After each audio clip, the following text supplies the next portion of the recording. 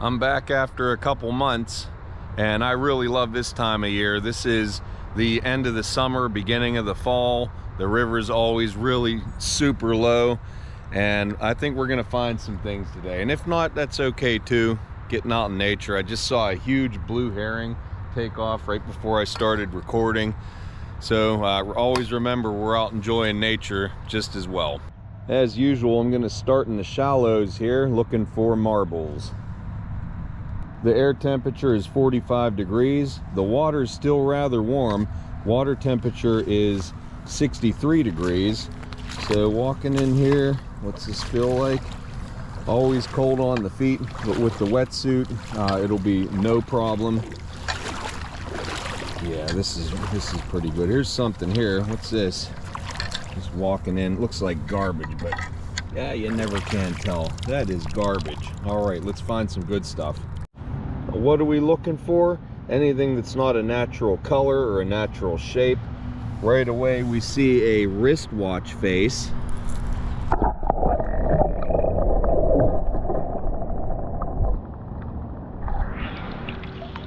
And that's the first actual real find. And again, I know we could do better than that. Well, at first I thought that this bank was picked through. It's kind of in the middle of the river. But then I looked down and I was like, oh, there's a blue marble. Maybe no one was here. And then a double banger right there, a green one. So we're gonna pop both of these out of here. All right, nice. And I know it's not all the way in there, but pop. Okay, very good. Two for the price of one. Okay.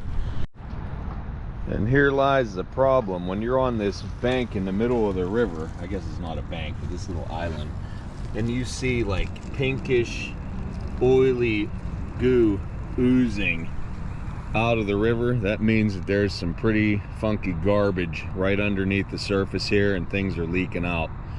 I try to avoid areas like this because you never know what kind of chemicals that might be. These sandbars are littered with all kinds of stuff like this. On occasion, I'll pick this stuff up and I'll look to see if I can determine the age. Things around here generally are from like between 1850 and 1930s. Of course, modern stuff, but most of the stuff I'm looking for is in that date range. So you're looking for marbles. Look, the color really is what stands out. And just go really slow, and you're definitely gonna find them. I think I see one here. This could be a stone. It's mostly white, but I see a little glimmer of red, and there it is. Yep, always take it nice and slow looking for these small items. There's a bone, and I always scrutinize bones. Human remains have been found in this tract of river, and I forget the date range it was, but a long time ago, like 100 years ago, Cleveland area had what they called the torso killer. And you know, there could be remains in here, so obviously this is an animal bone here, or is it? Couple small items here. One, this little medicine bottle, which looks like it has a screw top, and two, looks like a piece of porcelain knob and tubing. I'm pretty sure that's what that is. You'd pound that through the floor joists and run your electric through there in the early 1900s. And let's see this. And any embossing? No, just a simple small bottle with a screw top. Okay, here's a good example. Let's take this over here. This piece of glass. I touch things with my rake. If they move freely, you know they're loose. That's a broken something or other. But here, this thing does not move. So that could be something whole. And it's quite shallow. Let's see what this is. I think I feel embossing on it. This looks like a whiskey. It's probably, it looks like the grapes. Whiskey flask. Heck yeah. Fully embossed grapes on a wine bottle. This is probably from the 20s or 30s. And that indeed Has a big crack in it. Oh my goodness. River's full of old fishing lures.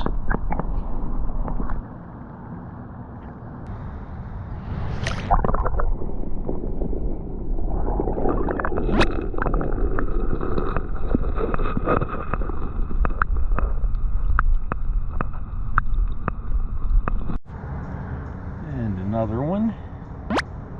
Oh, it's one of them little blue ones. And it's cracked, but another marble. Another glass item here, firm. I think that it's probably going to be like a modern beer. Maybe an old med, corktop med. That's weird.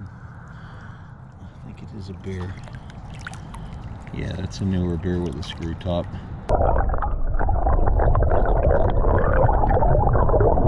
This little tag says no strainer. Anybody's guess what it came off of. I'll reveal what this thing is on the cleanup. Here's a porcelain bottle stopper. I know I have a bottle for this. Very good. A couple of small items. Is this like a little iron ring? I guess so. Not sure what that's from, but this looks like a little green bottle. I think that is what it is. It sure is. That's interesting. I've never seen a bottle quite like this. I think I'm going to take that.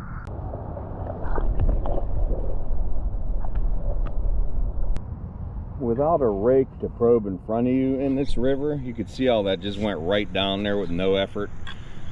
I always see people's footprints where they get stuck. I try to bypass this, always probe in front of you with something to make sure that there's firm ground. Nice yellow marble. And where'd you go? Wait a minute, not a marble. Something different. A plastic button.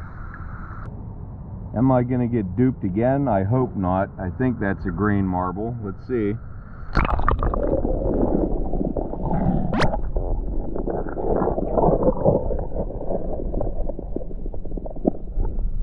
Another unfortunate soul that didn't know about the quicksand. There's a Toyota emblem.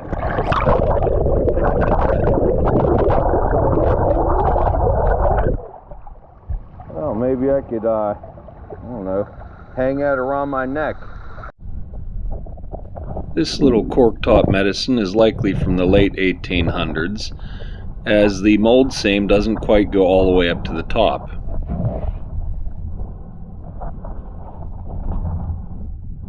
Well, this could be a milk, so let's have a look.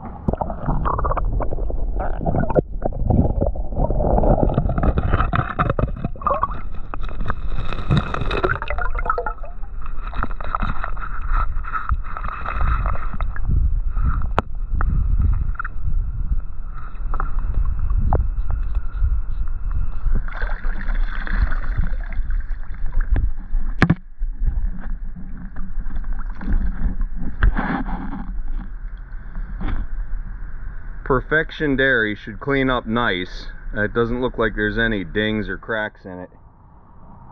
And right underneath it was this old spoon.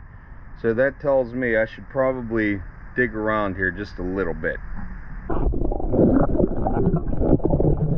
Second little corktop. This one's a little bit newer, probably 1900 to 1920.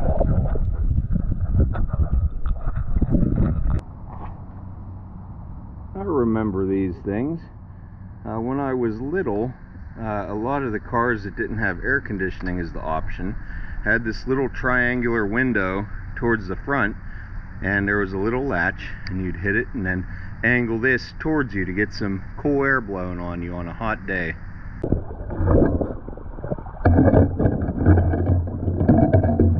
This is the broken back half of a metal car, a toy from a long time ago. Well, not so long, maybe the 40s, 50s, or 60s, not sure. some kind of a token. Wonder what that is. Sometimes I found these in supermarkets. They would give, like, it would be a coupon, and we may be able to get detail off of this, so we'll have a closer look on the cleanup.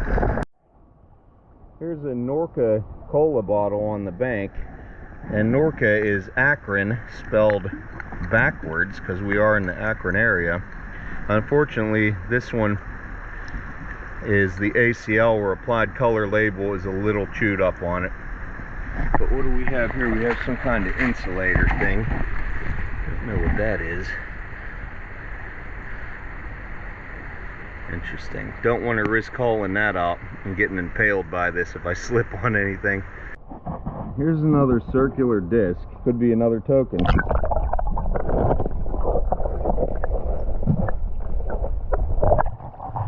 And we'll check that one out too when we get back.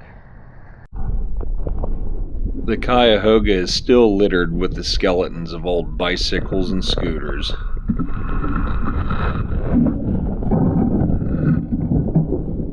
Is it whole? Nope.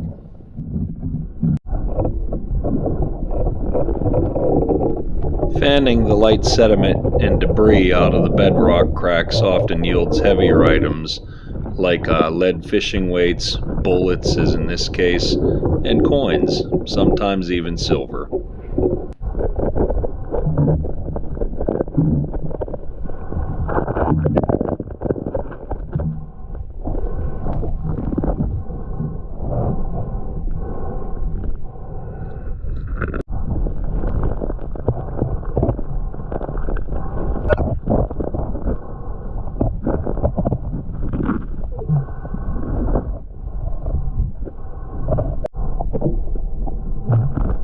I do end up getting a few wheat pennies on this trip. You'll see them on the cleanup, but we all know where you have wheat pennies, you also have silver coins.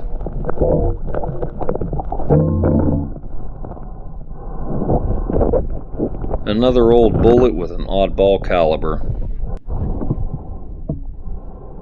I give you the biggest marble on earth.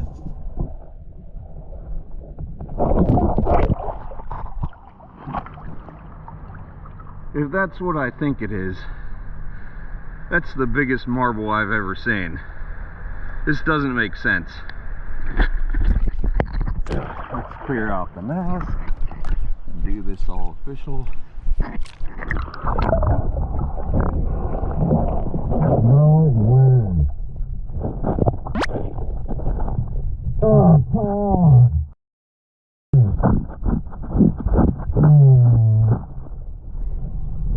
Okay, so that is some sort of a marble. It's broken in half. I wonder if that thing was a solid sphere. I'm keeping it anyway. That's pretty cool. Not a whole lot of competition here willing to dunk their head in the Cuyahoga River. It does have quite a bit of bacteria, so you do have to be careful.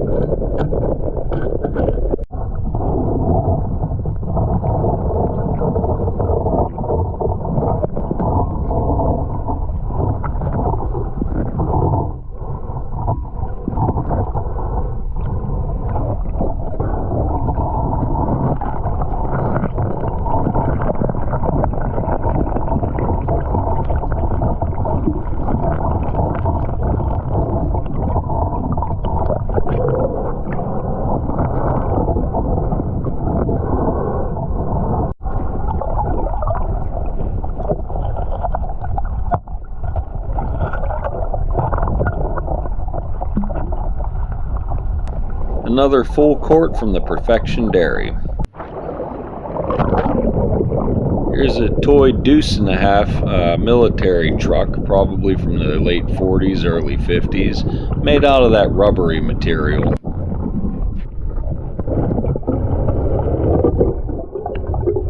Can anybody guess what kind of car this hubcap came off of?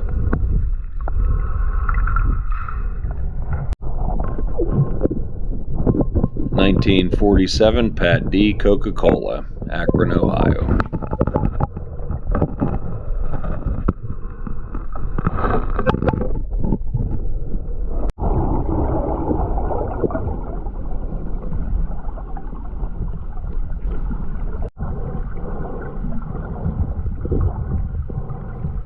Cuyahoga got some monster crayfish.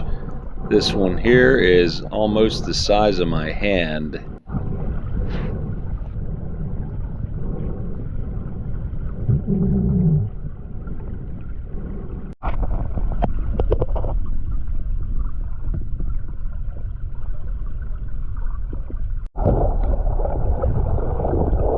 This is my second Bell Telephone Company porcelain sign in a few months, and this one's twice the size of the last one that I found. We'll go in depth on the cleanup. Now I got a spoon and a fork. Time for the cleanup. So I think I'm going to start with these metallic cartridges right here. This first one, I thought this was going to be a 22 Magnum when I saw it underwater. Getting it back here and comparing it to a 22 Magnum, this is actually a lot thicker. So I am not sure what this is. It's a rimfire cartridge. Very odd to me. If you know what that is, let me know. Then a cartridge I am familiar with, this 38 Smith & Wesson, not to be confused with the more modern 38 Special, which you could see it's different proportions. But the 38 Smith & Wesson, they started manufacturing these in 1877. Stamped on the back of this one is REM, Remington-UMC, I think that's Union Metallic Cartridge, and 38 Smith & Wesson. So, how old is it? I don't know, probably pretty dang old, but it's unknown because they've been making these for such a long time. I'm going to say that's an older one. Then we have a yellow button, probably from the 1960s. We have the Toyota emblem. We have a spoon and a fork. The spoon here is a Rogers Brothers company, which is very common, and to see these in silver plated. Nothing special about that. This other one is an Oneida Craft, is what it says on the back, this fork. Looks like a common pattern. Really nothing there. Find my fair share of fishing lures. This one has little beads in it and makes sound. Pretty good there. And it looks like the hook's just rusted off, so I could probably put new hooks on that. And then we have this one here. It looks slightly older, but who knows. My little green bottle, I don't think it's anything special. It's got a lot of damage on it and cracks. It's just, I haven't seen a little tiny bottle like that in that contour, so still a mystery. This here is a Hutter stopper, and these are made out of porcelain, and they were made from 1893 to 1920. And they would have a little rubber ring right around here, and that would be pressed into your bottle for beer or soda, what have you, and like a cork would be. So that's the time range with that and what that is. We have a couple medicines. This first cork top medicine has the seam, goes all the way up to the top of the neck here, which means that this is machine made from the 1900 onward, probably 1900 to maybe 30. And then this one here is a little bit older, that the mold seam doesn't go beyond here, and it has some, some imperfections. There's bubble here and then a little dripping of glass here. I apologize for not cleaning it any better. These are kind of hard to get into, but that one is probably from maybe the late 1890s to 1910 would be a good estimate, and these would have paper labels put on them. Always better to find ones that are embossed. We got the Perfection Dairy full quart milks. I love finding dairies. This one's a slightly different variant because it has this little wiggly line that goes around the top. Yes, my little plate. This is the last thing I found, and I know I mentioned it real quick. And the little plate, it's because the GoPro was spazzing out on me. This does say Germany, and 7663 is what I think that says, yeah. So what would this be for? I mean, it looks like a little saucer for a teacup. In my estimations, this would have been for like a child's tea set, like a little girl's tea party set a long time ago. And let's see, I found a lot of coins, and all clad and stuff. But here we have 2 wheat pennies, 1-cent wheat pennies, a 1951 and a 1948 D. And why these are significant is that where you find wheat pennies, you usually find silver. Now, I didn't find any silver. I'm going to go back there on my next trip and fan the bedrock really good, looking for any kind of silver. If we're only finding Wheaties and no silver coins, that simply means somebody was there with a metal detector and harvested out all of the high tones. But still, there could be stuff there, so we're going to give it a go and have a look next time. Here we go, the plastic army truck. I really like this. I like finding things like this. This one has a lot of detail. You could see the, the passenger and the driver here. Judging by the style of vehicle that this is, and it's what it's made out of, it's not really plastic. It is and it isn't. It's almost like a rubber, like it's a little pliable, you see. I would put that late 40s, but more or less going into the 50s, approaching the 1960s. An old 2.5 ton army truck. Love finding that. And it would have had the wheels. These did not break, these little where you put the axle, but the axle's rusted and then the wheels fell off. So that might be something that if someone cared, and I know it doesn't have a lot of value, they could easily, put the wheels back on it and restore it. I told you that I was going to let you know what this is, and I didn't know until I really examined it. Here's fuel here in this little cylinder. You open the lid, and then there's a trigger right here. It obviously doesn't work, but this is a lighter for maybe fell out of someone's kayak, like a camping lighter. That's what that does. Now, what else? A Coca-Cola bottle. Nothing special here. I find a lot of these. I find this in the Cuyahoga. You get the straight-sided Cokes, the Christmas Cokes, the patent November 15 Coca-Colas. This is a 1947 pattern D, they call it. So 1940s Coca-Cola. What else? What else? The marbles. Okay, you can see I got a good variety of marbles, and I love finding marbles. That's one of my things. And my heart almost stopped when I saw this one right here, because that is exactly what this is. This is a marble. It's cracked in half, but I have never seen one this size. It's like the size of the palm of my hand. To contrast this with an average size marble, yeah, that would have been like the find of the year for me, because like I said, I'm a marble guy. It has really nice swirls and patterns in it too. Too bad that's cracked by it, but I enjoyed finding it, and I am going to keep this, and it'll have a place on my shelf amongst all the glass jars that have all the marbles from the Cuyahoga River.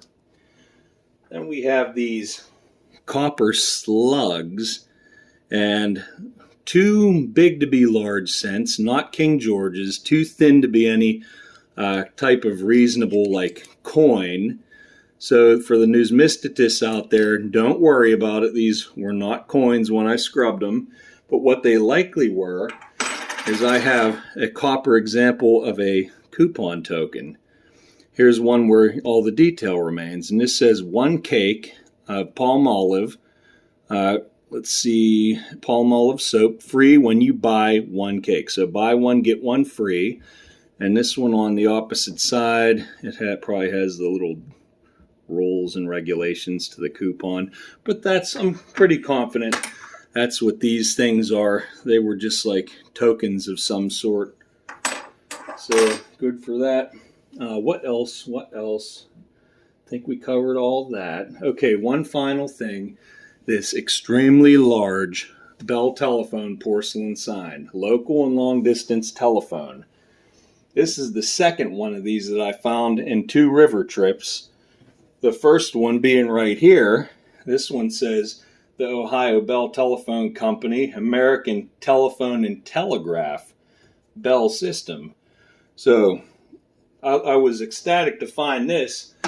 And when I saw this one today, and it was, twice the size of that one, I'm like, there's something to this. There's probably more of them in there. But I love finding porcelain signs. These ones are likely from between 19 teens and perhaps the mid-30s would be a pretty good estimate. Like I say with everything, I could be wrong, but I think that's probably spot on. So maybe we'll find more. So the next thing is, when I go back to the river, we're going to do a whole episode on just fanning bedrock and see what comes out of that area just by fanning. I'm not going to really look for bottles so much, but since I found Wheaties, I just want to check into it. I'm fairly sure that someone hit it with a detector, but who knows what we're going to find. I hope you liked the adventure today, and please join me on my next one. Until next time, happy hunting, everybody.